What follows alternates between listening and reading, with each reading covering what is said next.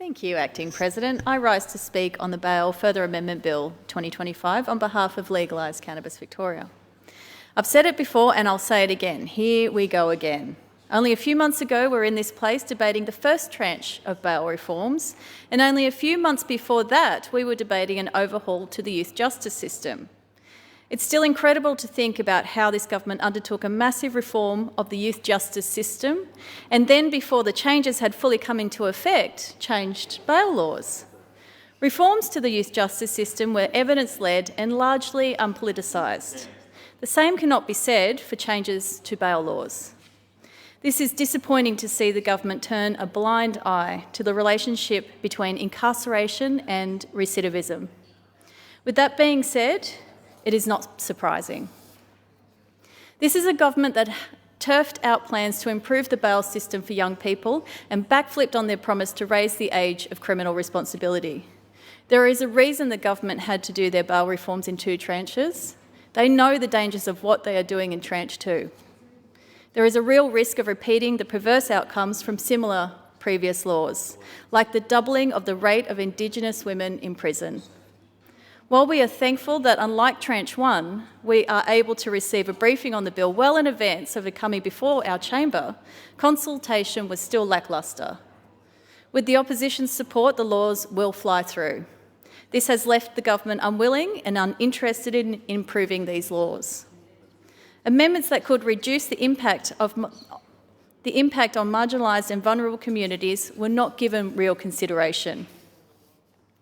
We want to be clear, everyone has the right to feel safe, but we need to do the hard work to address complex motivators of crime, looking at schooling attendance, rates of family violence, mandatory treatment services, timely access to mental health support, and cost of living stresses.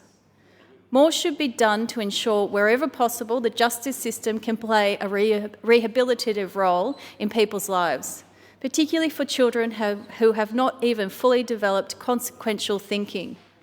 Entrenching children and young people in the justice system just leads to reoffending, and in the long term, it does nothing to make the community safer. Turning to the bill itself, it makes sweeping changes to the Bail Act. Central to these changes is the introduction of a new high degree of probability test and the creation of a second strike rule. The new high degree of probability test will form part of the existing unacceptable risk test for people accused of committing a specified Schedule 1 offence while on bail for another specified Schedule 1 offence. This will require the bail decision-maker to be satisfied there is a higher degree of probability that the accused would not commit a specified offence while on bail. Specified offences include armed robbery, aggravated burglary, home invasion, aggravated home invasion, carjacking, and aggravated carjacking. You don't have to read between the lines to see that these offences have not been selected because they are the most violent and gruesome of offences, but because they allow this government to target young repeat offenders. The second strike rule created in this bill is where someone is accused of an indictable offence and they later commit an indictable offence while on bail for the first offence. This will create an uplift, where an applicant for bail will be required to pass the reverse onus, compelling reasons test rather than the lesser unacceptable risk test. Importantly, the bail decision-maker will be required to consider circumstances surrounding alleged offending, as well as Aboriginal-specific and child-specific factors where relevant.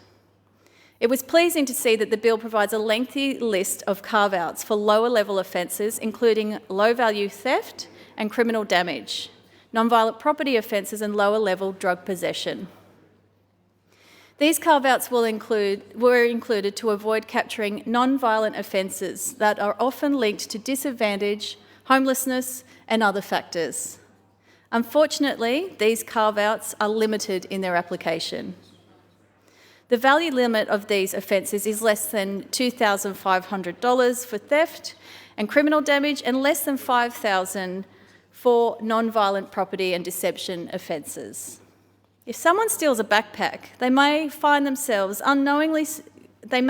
they unknowingly stole a phone and laptop, and then all of a sudden they're subject to a strict reverse onus bail test.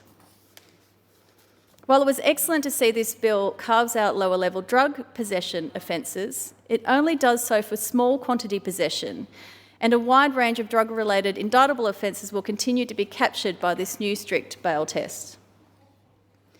Alongside some of my crossbench colleagues, we will be putting forward questions during the committee of the whole stage to understand if this is the government's intention to capture so many non-violent offences, and particularly non-violent drug offences. While the Herald Sun talks about the crime wave in Victoria, we get the sense they're not talking about your neighbour quietly growing some cannabis plants in their backyard. These laws apply to them all the same. It is good to see that this bill amends the existing statutory review to include these reforms and examine the impact on Aboriginal and Torres Strait Islander people. However, this review could be as late as 2 years from now, and we have no guarantees about the transparency of this process and whether any findings will be made public. We do not trust that this government will act on any negative findings of this review, particularly if the media hold up its pressure. On that note, we will be moving amendments to this bill, and I will ask that they now be circulated. If those amendments can be circulated, please. This amendment will include a 3-year sunset clause for the high degree of probability test, meaning that after 3 years, it ceases to operate. In April 2024, New South Wales introduced somewhat similar changes to their Bail Act. These changes included a temporary additional bail test for young people aged between 14 and 18. Under this test, unless the bail authority has a high degree of confidence that the young person will not commit a serious indictable offence while on bail, bail is to be refused. This test was originally subject to a 12-month sunset clause, which was extended for an additional 4 years earlier this year. When extending this test, the responsible Labor Minister made clear that the bail test was only ever intended as a circuit breaker, to immediately respond while broader community-based programs were implemented. The decision to extend the sunset clause was not taken lightly. It was justified by reference to continued efforts to reduce youth crime through therapeutic and community-based solutions that aim to minimise a young person's contact with the criminal justice system over the long term. The 3-year sunset clause proposed in our amendment will bring us in line with the New South Wales 2028 sunset date and the expected completion of the statutory review. This government talks a big talk about investing in bail support and interventions to tackle the underlying causes of crime. Now, here's your chance to prove those were more than just mere words. As we have no assurances from the government about the transparency and reporting obligations of the statutory review, there is no guarantee that any perverse outcomes of these laws will be addressed. Including a sunset clause means that if the government wants to keep their high degree of probability test, then they can come back to Parliament and be held accountable for that decision. This will give us the opportunity to properly scrutinise the outcome of these changes to bail laws. We encourage all parties to support this amendment. Our amendment does not affect the operation of the bill here and now.